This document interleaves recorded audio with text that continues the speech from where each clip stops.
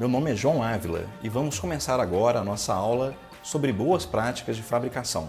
As boas práticas de fabricação, ou BPF, são um sistema de gestão da qualidade na produção de alimentos e envolve um conjunto de medidas, controles e procedimentos que devem ser adotados por todas as agroindústrias, desde as pequenas unidades comunitárias de beneficiamento até agroindústrias de maior porte. E também pelos serviços de alimentação, como, por exemplo, cozinhas comunitárias, restaurantes e refeitórios. A adoção das boas práticas de fabricação pela agroindústria gera qualidade e benefícios não só ao consumidor, mas também ao próprio estabelecimento, aos agricultores e a todos os trabalhadores envolvidos em cada etapa da produção, seja por meio de melhores condições internas de trabalho, segurança pessoal, otimização de esforços e de recursos e na diminuição de riscos ao próprio negócio, como, por exemplo, redução de perdas de matérias-primas e perdas de produtos fora de conformidade. O principal objetivo das boas práticas é garantir a qualidade sanitária de um alimento, para que ele possa ser consumido sem trazer riscos ou danos à saúde e à integridade física de quem os consome. Um aspecto importante é a busca dessa qualidade sanitária por meio do alinhamento, da conformidade dos processos e dos produtos com as normas técnicas da legislação sanitária. No contexto da agricultura familiar e do agroextrativismo, em que se destaca o uso de espécies da sociobiodiversidade, é fundamental considerar também, além da questão sanitária e da questão normativa, outras dimensões do que se define como qualidade de um alimento, como os aspectos sensoriais, sociais, culturais, nutricionais e ambientais. Esta abordagem das boas práticas de fabricação é entendida como uma busca de uma qualidade ampla do alimento, que satisfaça as necessidades de toda a sociedade, dos produtores, dos consumidores e do meio ambiente. Vamos analisar cada uma dessas dimensões. Busca garantir a saúde do consumidor por meio da aplicação das BPF em toda a cadeia de produção do alimento. Isto inclui as atividades agrícolas, extrativismo e pós-colheita, atenção à saúde dos trabalhadores e sua higiene pessoal, a higiene do ambiente de produção, o controle de qualidade da água de consumo, controle de vetores e pragas, as características das instalações da fábrica, tratamento de efluentes, manejo e manipulação de materiais, insumos, resíduos e produtos e toda a parte de documentação e registro da produção. Busca regularização e conformidade com as legislações sanitária, ambiental e fiscal, como, por exemplo, a formalização jurídica, seja em associação, cooperativa ou empresa, licenciamentos, registros e autorizações, cumprimento de normas de segurança do trabalho, rotulagem adequada e certificações para mercados e públicos específicos, como, por exemplo, a certificação orgânica, selo da agricultura familiar, certificação ecossocial, entre outros.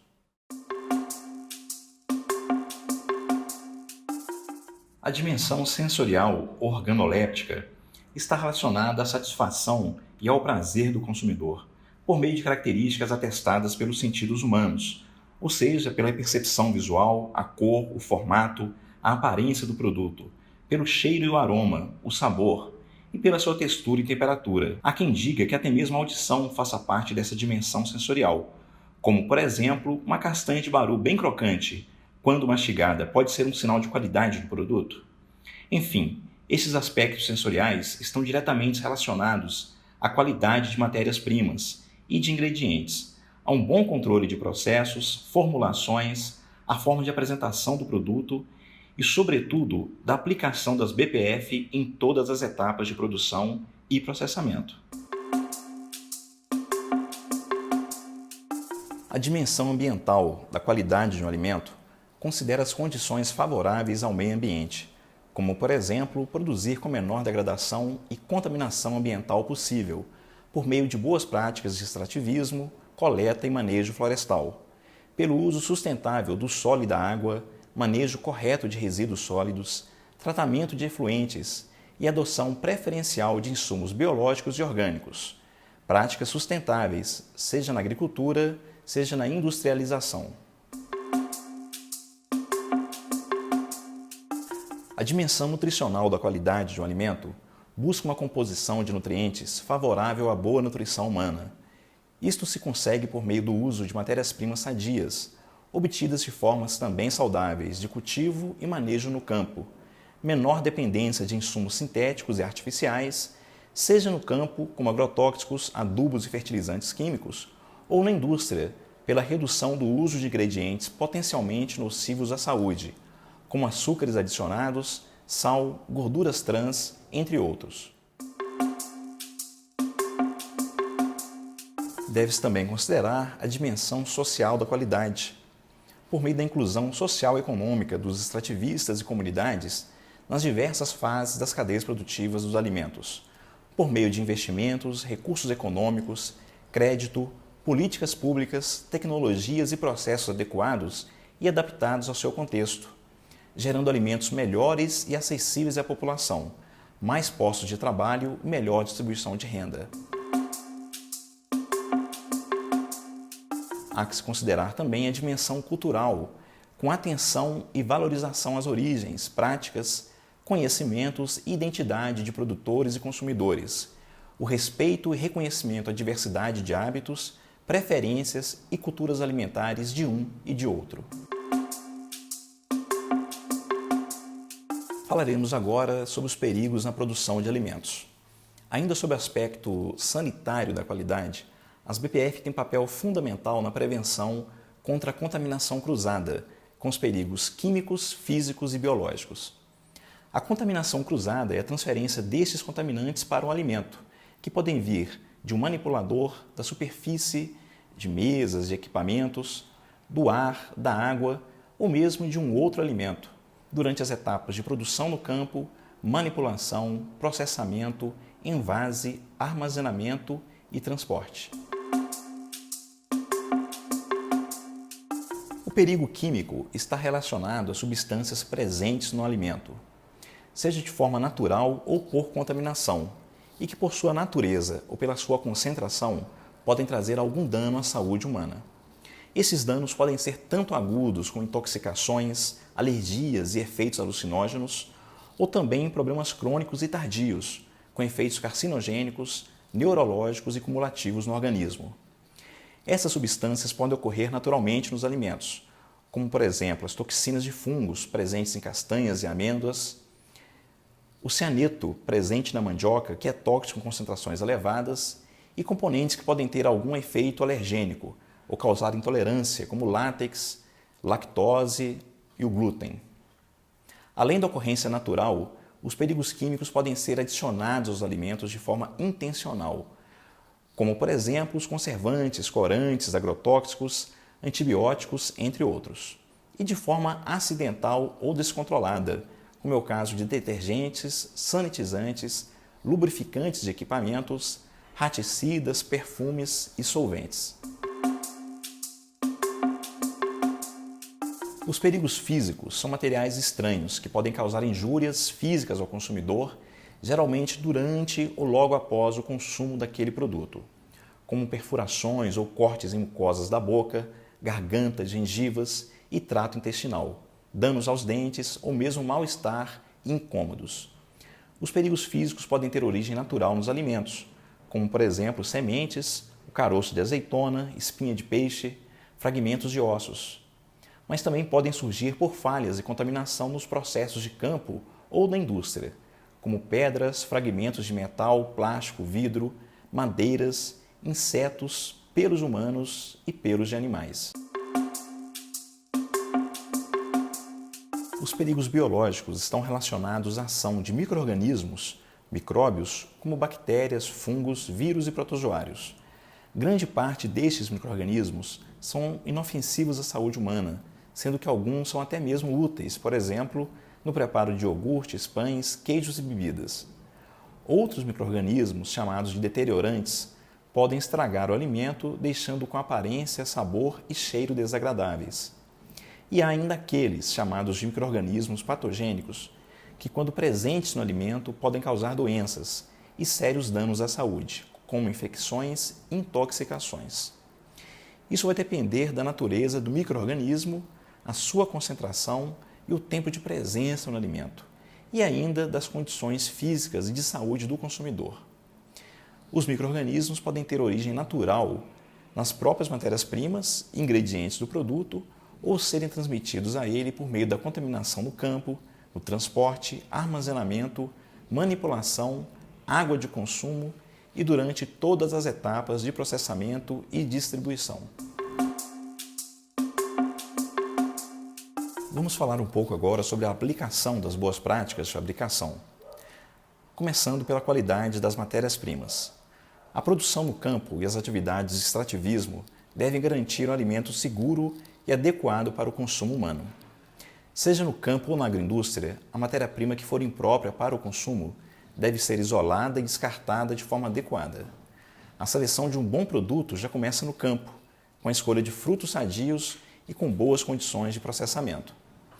Deve-se ainda proteger a matéria-prima contra as contaminações diversas, como poeira, umidade, odores e calor excessivos.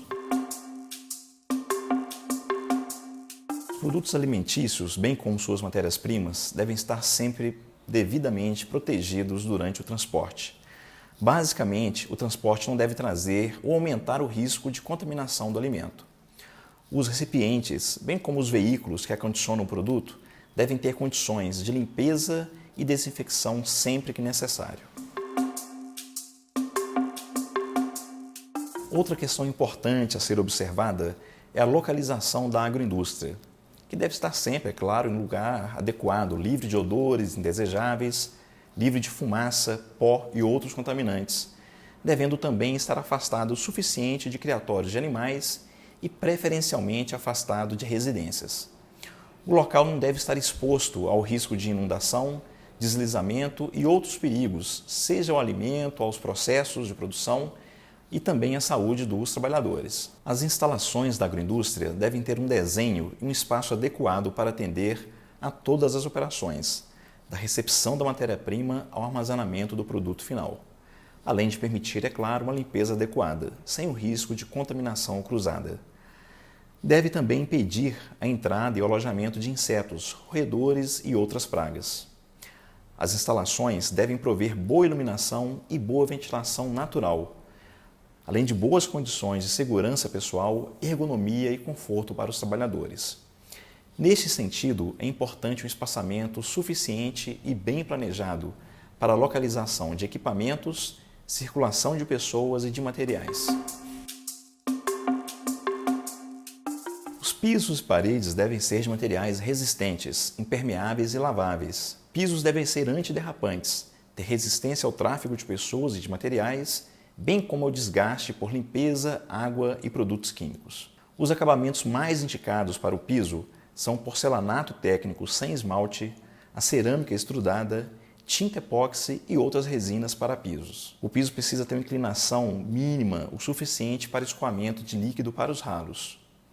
As paredes devem ser lisas, revestidas de materiais impermeáveis e laváveis, preferencialmente de cor clara, fáceis de limpar e desinfetar. Os acabamentos mais indicados são tinta epóxi para a parede, cerâmicas, porcelanatos e devem ser aplicados em pelo menos 2 metros de altura. Os cantos entre os pisos e as paredes devem ser preferencialmente arredondados, abaulados, para evitar o acúmulo de sujidades e facilitar a limpeza.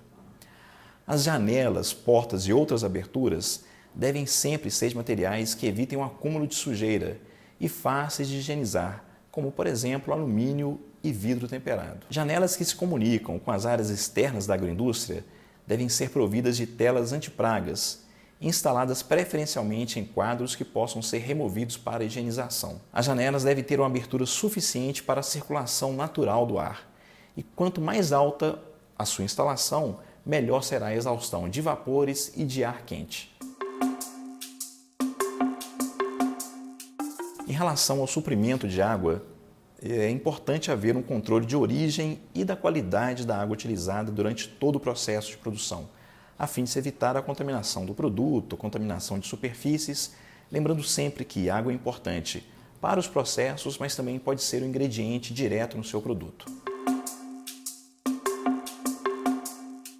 Assim como a necessidade de se ter uma boa qualidade da água que entra na agroindústria, É importante também, e é responsabilidade da agroindústria, cuidar de todas as águas que saem ali da fábrica, né, dos processos de produção.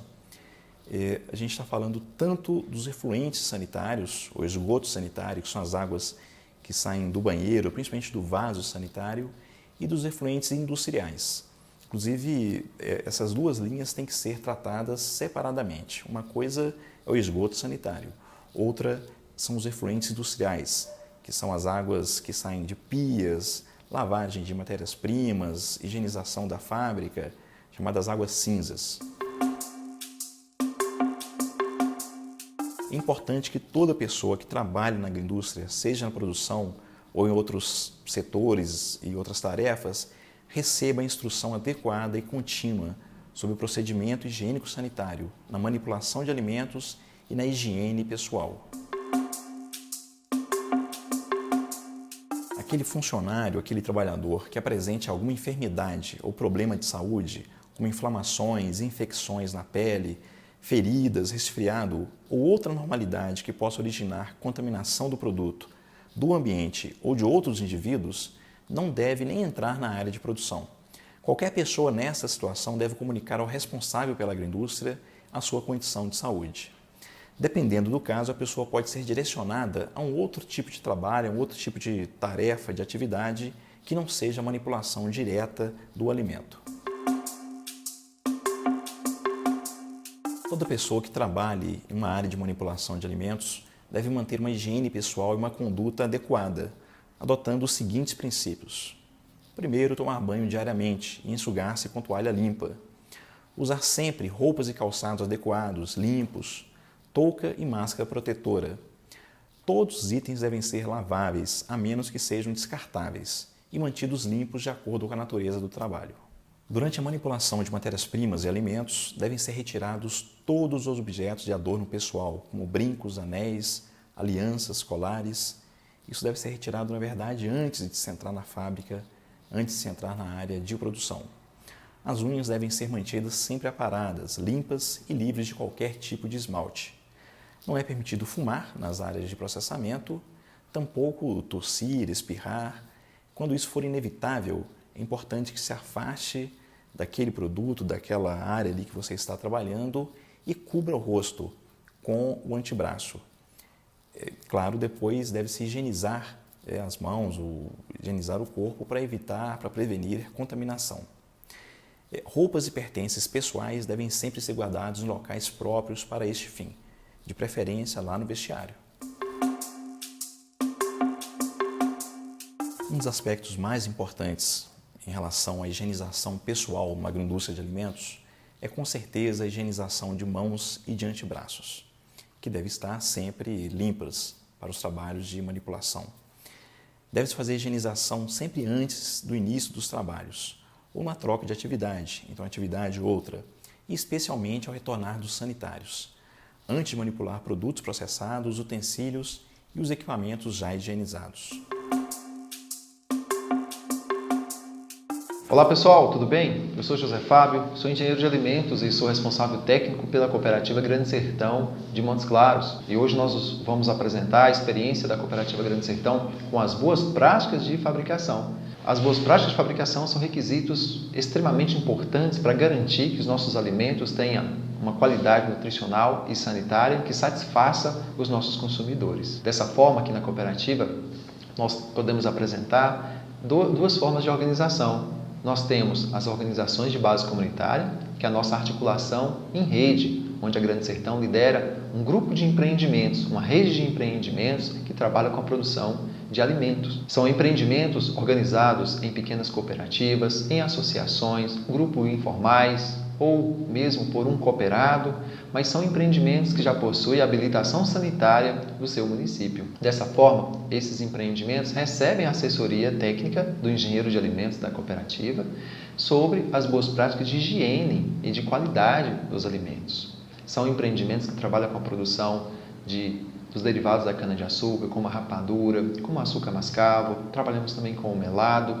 E para garantir que esses alimentos tenham qualidade, eles recebem então essa orientação quanto às boas práticas, quanto ao uso da touca, da máscara, das luvas, de toda a vestimenta, sendo essa vestimenta de cor clara, de cor branca, para garantir a facilidade, o processo de higienização. Também orientação quanto às instalações, às estruturas prediais. Então, esses empreendimentos recebem essas orientações para ter essa parceria comercial, essa parceria produtiva com a Cooperativa Grande Sertão. Além da produção da cana-de-açúcar, nós temos também empreendimentos que trabalham com a produção dos derivados do pequi, trabalham com a produção do óleo, da polpa do pequi, e nesse sentido eles também recebem essas orientações quanto às boas práticas de fabricação e de higiene.